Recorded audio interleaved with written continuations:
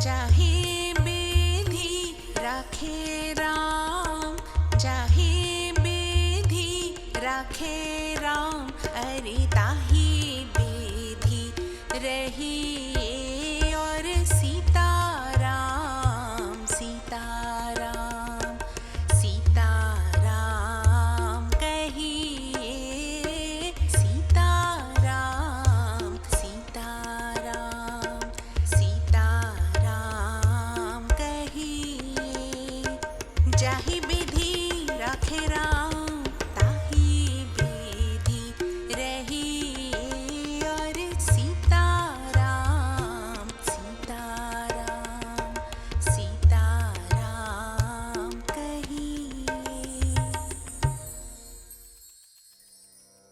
भारत माता और हिसाली वाली मैया को मेरा प्रणाम। पावन चिंतनधारा आश्रम की ओर से सभी को जय श्री राम। श्री वाल्मीकि कृत रामायण एक धार्मिक ऐतिहासिक महाकाव्य में मैं अयोध्या कांड का भक्ति भाव से पठन करती हूँ। निवेदन है कि आप भी श्रद्धा भाव से इसका श्रवण करें। ओम श्री गणेशाय नमः। ओम श्री सरस्वते नमः। ओम श्री हनुमते नमः। ओम श्री गुरुवे नमः। श्री सियावर राम शरणागतम्। 104वां सर्ग। वशिष्ठ जी के साथ आती हुई कौसल्या का मंदाकिनी के तट पर सुमित्रा आदि के समक्ष दुखपूर्ण उद्गार। श्री राम, लक्ष्मण और सीता के द्वारा माताओं की चरण वंदना तथा वशिष्ठ जी को प्रणाम करके श्री राम आदि का सबके साथ बैठना। महर्षि वशिष्ठ जी महाराज दशरथ की रानियों को आगे करके श्री रामचंद्र जी को देखने की अभिलाषा लिए उस स्थान की ओर चले जहां उनका आश्रम था। राजरानियां मंद गति से चलती हुई जब मंदाकिनी के तट पर पहुंची, तब उन्होंने वहां श्री राम और लक्ष्मण के स्नान करने का घाट देखा। इस समय कौसल्या के मुंह पर आंसुओं की धारा बह चली। उन्होंने सूखे एवं उदास मुख से दीन सुमित्रा तथा अन्य राजरानियों से कहा, जो राज्य से निकाल दिए गए हैं तथा जो दूसरों को क्लेश न देने वाले कार्य ही करते हैं, उन मेरे अनाथ बच्चों का यह वन में दुर्गम तीर्थ है जिसे इन्होंने पहले पहल स्वीकार किया है। सुमित्रे, आलस्य रहित तुम्हारे पुत्र लक्ष्मण स्वयं आकर सदा यहीं से मेरे पुत्र के लिए जल ले जाया करते हैं। यद्यपि तुम्हारे पुत्र ने छोटे से छोटा सेवा कार्य भी स्वीकार किया है, तथापि इससे वे निंदित नहीं हुए हैं, क्योंकि सद्गुणों से युक्त ज्येष्ठ भाई के प्रयोजन से रहित जो कार्य होते हैं वे ही सब निंदित माने गए हैं। तुम्हारा यह पुत्र भी उन क्लेशों के योग्य नहीं है जिन्हें आजकल वह सहन करता है। अब श्री राम लौट चलें और निम्न श्रेणी के पुरुषों के योग्य जो दुखजनक कार्य उसके सामने प्रस्तुत है उसे वह छोड़ दे, उसे करने का अवसर ही उसके लिए न रह जाए। आगे जाकर विशाल लोचना कौसल्या ने देखा कि श्री राम ने पृथ्वी पर बिछे हुए दक्षिणाग्र कुशों के ऊपर अपने पिता के लिए पिसे हुए इंगुदी के फल का पिंड रख छोड़ा है। दुखी राम के द्वारा पिता के लिए भूमि पर रखे हुए उस पिंड को देखकर देवी कौसल्या ने दशरथ की सब रानियों से कहा, बहनों, देखो श्री राम ने इक्ष्वाकु कुल के स्वामी रघुकुल भूषण महात्मा पिता के लिए यह विधि पूर्वक पिंड दान किया है।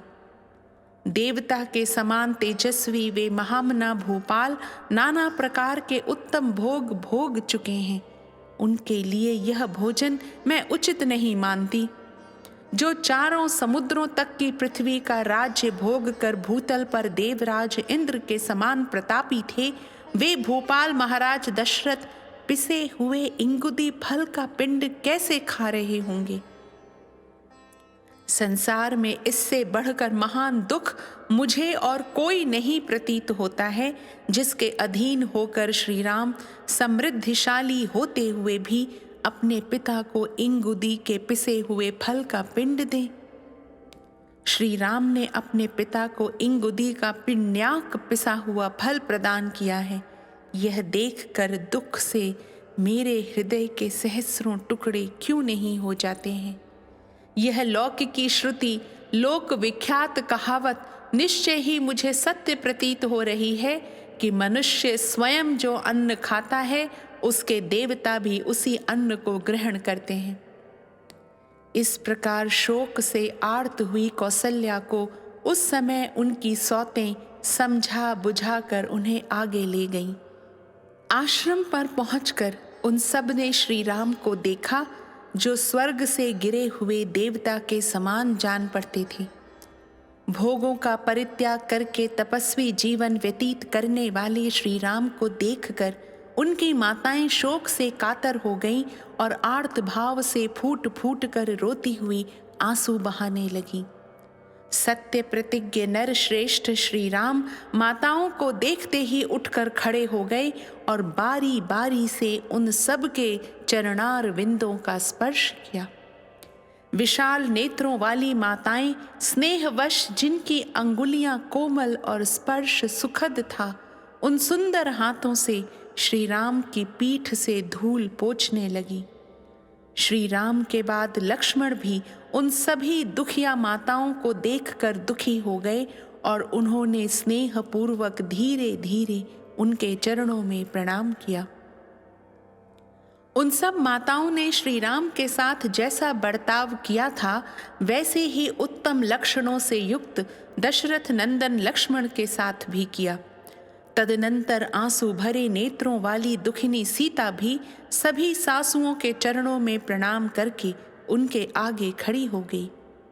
तब दुख से पीड़ित हुई कौसल्या ने, जैसे माता अपनी बेटी को हृदय से लगा लेती है, उसी प्रकार वनवास के कारण दीन दुर्बल हुई सीता को छाती से चिपका लिया और इस प्रकार कहा, विदेह राज जनक की पुत्री, राजा दशरथ की पुत्र वधू तथा श्री राम की पत्नी इस निर्जन वन में क्यों दुख भोग रही है। बेटी, तुम्हारा मुख धूप से तपे हुए कमल, कुचले हुए उत्पल, धूल से ध्वस्त हुए सुवर्ण और बादलों से ढके हुए चंद्रमा की भांति श्रीहीन हो रहा है। शोकाकुल हुई माता जब इस प्रकार विलाप कर रही थी, उसी समय भरत के बड़े भाई श्री राम ने वशिष्ठ जी के चरणों में पड़कर उन्हें दोनों हाथों से पकड़ लिया। जैसे देवराज इंद्र बृहस्पति के चरणों का स्पर्श करते हैं, उसी प्रकार अग्नि के समान बढ़े हुए तेज वाले पुरोहित वशिष्ठ जी के दोनों पैर पकड़कर श्री रामचंद्र जी उनके साथ ही पृथ्वी पर बैठ गए। तदनंतर धर्मात्मा भरत एक साथ आए हुए अपने सभी मंत्रियों, प्रधान पुरवासियों, सैनिकों तथा परम धर्मज्ञ पुरुषों के साथ अपने बड़े भाई के पास उनके पीछे जा बैठे। उस समय श्री राम के आसन के समीप बैठे हुए अत्यंत पराक्रमी भरत ने दिव्य दीप्ति से प्रकाशित होने वाले श्री रघुनाथ जी को तपस्वी के वेश में देखकर उनके प्रति उसी प्रकार हाथ जोड़ लिए, जैसे देवराज इंद्र प्रजापति ब्रह्मा के समक्ष विनीत भाव से हाथ जोड़ते हैं। उस समय वहां बैठे हुए श्रेष्ठ पुरुषों के हृदय में यथार्थ रूप से यह उत्तम कौतूहल सा जाग उठा कि देखें, ये भरत जी श्री रामचंद्र जी को सत्कार पूर्वक प्रणाम करके आज उत्तम रीति से उनके समक्ष क्या कहते हैं। वे सत्य प्रतिज्ञ श्री राम, महानुभाव लक्ष्मण तथा धर्मात्मा भरत, ये तीनों भाई अपने सुहृदों से घिरकर यज्ञशाला में सदस्यों द्वारा घिरे हुए त्रिविध अग्नियों के समान शोभा पा रही थी। इस प्रकार श्री वाल्मीकि निर्मित आर्ष रामायण आदि काव्य के अयोध्या कांड में 104वां सर्ग पूरा हुआ।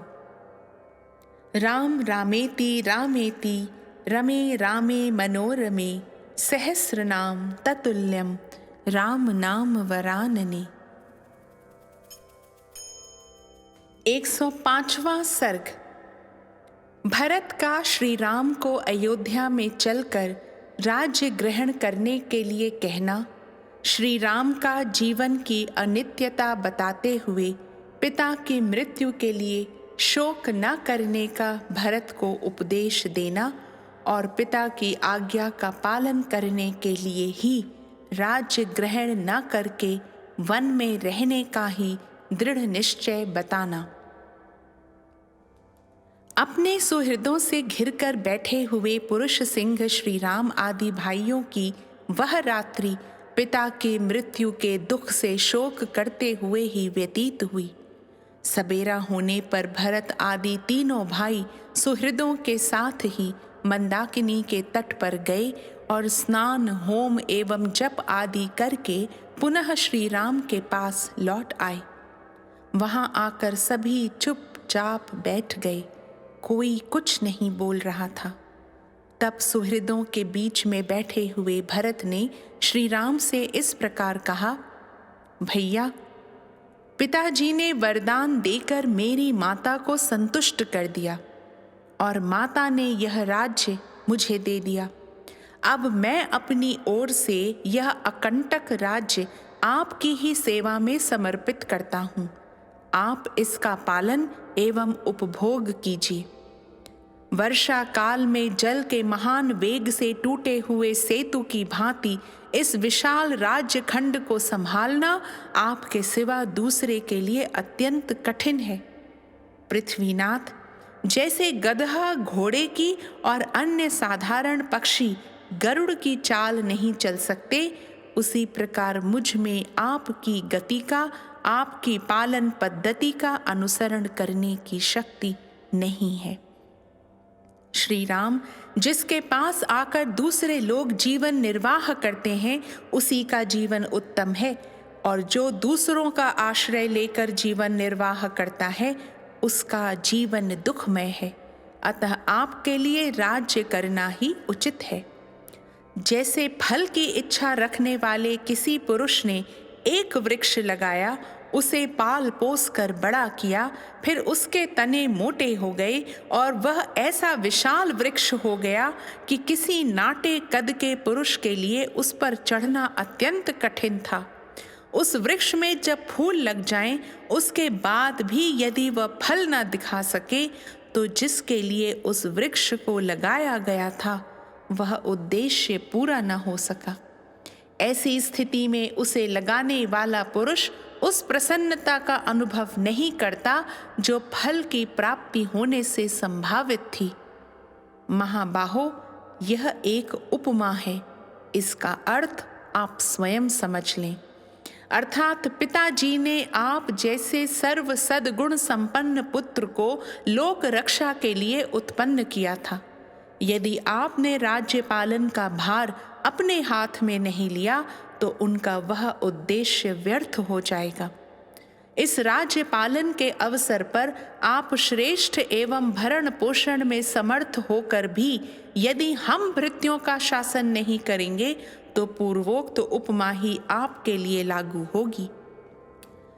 महाराज, विभिन्न जातियों के संघ और प्रधान प्रधान पुरुष आप शत्रु दमन नरेश को सब ओर तपते हुए सूर्य की भांति राज्य सिंहासन पर विराजमान देखें।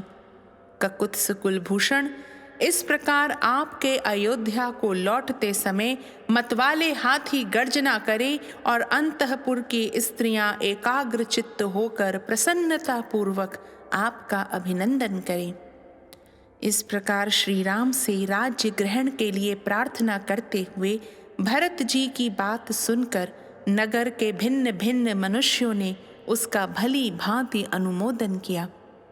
तब शिक्षित बुद्धि वाले अत्यंत धीर भगवान श्री राम ने यशस्वी भरत को इस तरह दुखी हो विलाप करते देख उन्हें सांत्वना देते हुए कहा, भाई, यह जीव ईश्वर के समान स्वतंत्र नहीं है, अतः कोई यहाँ अपनी इच्छा के अनुसार कुछ नहीं कर सकता।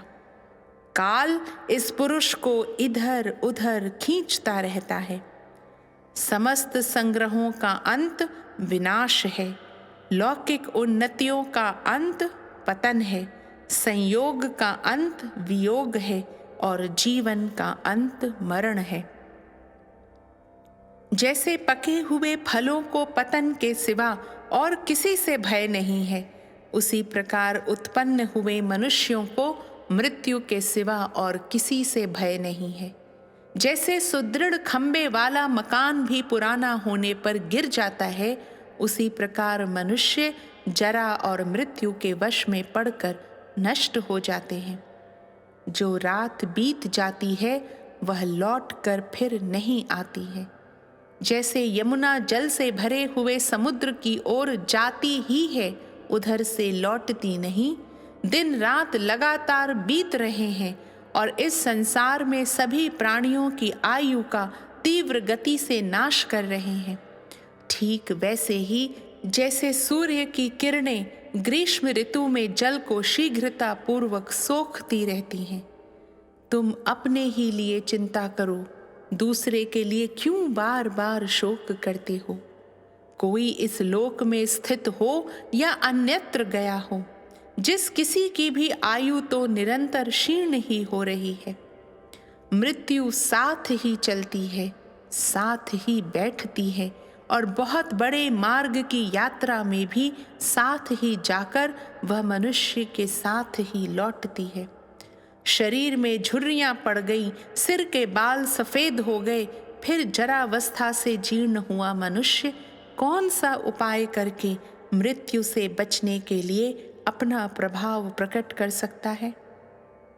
लोग सूर्योदय होने पर प्रसन्न होते हैं, सूर्यास्त होने पर भी खुश होते हैं, किंतु यह नहीं जानते कि प्रतिदिन अपने जीवन का नाश हो रहा है। किसी ऋतु का प्रारंभ देखकर मानो वह नई नई आई हो, पहले कभी आई ही ना हो, ऐसा समझकर लोग हर्ष से खिल उठते हैं, परंतु यह नहीं जानते कि इन ऋतुओं के परिवर्तन से प्राणियों के प्राणों का, आयु का क्रमशः क्षय हो रहा है। जैसे महासागर में बहते हुए दो काठ कभी एक दूसरे से मिल जाते हैं और कुछ काल के बाद अलग भी हो जाते हैं, उसी प्रकार स्त्री, पुत्र, कुटुंब और धन भी मिलकर बिछुड़ जाते हैं, क्योंकि इनका वियोग अवश्यंभावी है। इस संसार में कोई भी प्राणी यथा समय प्राप्त होने वाले जन्म मरण का उल्लंघन नहीं कर सकता। इसलिए जो किसी मरे हुए व्यक्ति के लिए बारंबार शोक करता है, उसमें भी यह सामर्थ्य नहीं है कि वह अपनी ही मृत्यु को टाल सके।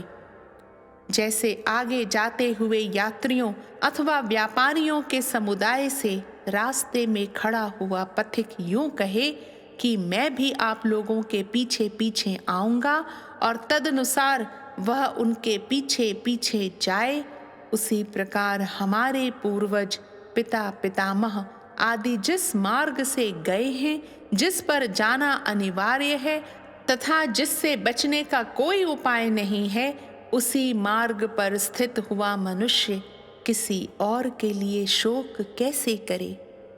जैसे नदियों का प्रवाह पीछे नहीं लौटता, उसी प्रकार दिन दिन ढलती हुई अवस्था फिर नहीं लौटती है, उसका क्रमशः नाश हो रहा है।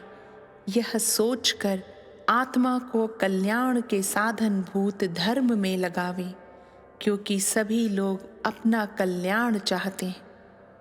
तात, हमारे पिता धर्मात्मा थे। उन्होंने पर्याप्त दक्षिणाएं देकर प्रायः सभी परम शुभ कारक यज्ञों का अनुष्ठान किया था। उनके सारे पाप धुल गए थे, अतः वे महाराज स्वर्गलोक में गए हैं। वे भरण पोषण के योग्य परिजनों का भरण करते थे, प्रजाजनों का भली भांति पालन करते थे और प्रजाजनों से धर्म के अनुसार कर आदि के रूप में धन लेते थे। इन सब कारणों से हमारे पिता उत्तम स्वर्ग लोक में पधारे हैं। सर्व प्रिय शुभ कर्मों तथा प्रचुर दक्षिण वाले यज्ञों के अनुष्ठानों से हमारे पिता पृथ्वीपति महाराज दशरथ स्वर्ग लोक में गए हैं। उन्होंने नाना प्रकार के यज्ञों द्वारा यज्ञ पुरुष की आराधना की, प्रचुर भोग प्राप्त किए और उत्तम आयु पाई थी। इसके बाद वे महाराज यहाँ से स्वर्ग लोक को पधारे हैं। तात अन्य राजाओं की अपेक्षा उत्तम आयु और श्रेष्ठ भोगों को पाकर हमारे पिता सदा सत्पुरुषों के द्वारा सम्मानित हुए हैं। अतः स्वर्गवासी हो जाने पर भी वे शोक करने योग्य नहीं हैं। हमारे पिता ने जरा जीर्ण मानव शरीर का परित्याग करके दैवी संपत्ति प्राप्त की है, जो ब्रह्मलोक में विहार कराने वाली है। कोई भी ऐसा विद्वान जो तुम्हारे और मेरे समान शास्त्र ज्ञान संपन्न एवं परम बुद्धिमान है, पिताजी के लिए शोक नहीं कर सकता। धीर एवं प्रज्ञावान पुरुष को सभी अवस्थाओं में ये नाना प्रकार के शोक, विलाप तथा रोदन त्याग देने चाहिए। इसलिए तुम स्वस्थ हो जाओ। तुम्हारे मन में शोक नहीं होना चाहिए। वक्ताओं में श्रेष्ठ भरत, तुम यहाँ से जाकर अयोध्यापुरी में निवास करो, क्योंकि मन को वश में रखने वाले पूज्य पिताजी ने तुम्हारे लिए यही आदेश दिया है। उन पुण्य कर्मा महाराज ने मुझे भी जहाँ रहने की आज्ञा दी है, वहीं रहकर मैं उन पूज्य पिता के आदेश का पालन करूँगा। शत्रु दमन भरत, पिता की आज्ञा की अवहेलना करना मेरे लिए कदापि उचित नहीं है। वे तुम्हारे लिए भी सर्वदा सम्मान के योग्य हैं, क्योंकि वे ही हम लोगों के हितैषी, बंधु और जन्मदाता थे। रघुनंदन, मैं इस वनवास रूपी कर्म के द्वारा पिताजी के ही वचन का, जो धर्मात्माओं को भी मान्य है, पालन करूँगा। नरश्रेष्ठ, परलोक पर विजय पाने की इच्छा रखने वाले मनुष्य को धार्मिक, क्रूरता से रहित और गुरुजनों का आज्ञा पालक होना चाहिए। मनुष्यों में श्रेष्ठ भरत, हमारे पूज्य पिता दशरथ के शुभ आचरणों पर दृष्टिपात करके तुम अपने धार्मिक स्वभाव के द्वारा आत्मा की उन्नति के लिए प्रयत्न करो। सर्वशक्तिमान महात्मा श्री राम एक मुहूर्त तक अपने छोटे भाई भरत से पिता की आज्ञा का पालन कराने के उद्देश्य से ये अर्थयुक्त वचन कहकर चुप हो गए। इस प्रकार श्री वाल्मीकि निर्मित आर्ष रामायण आदि काव्य के अयोध्या कांड में 105वां सर्ग पूरा हुआ। राम रामेति रामेति रमे रामे मनोरमे सहस्रनाम ततुल्यम राम नाम वरानने।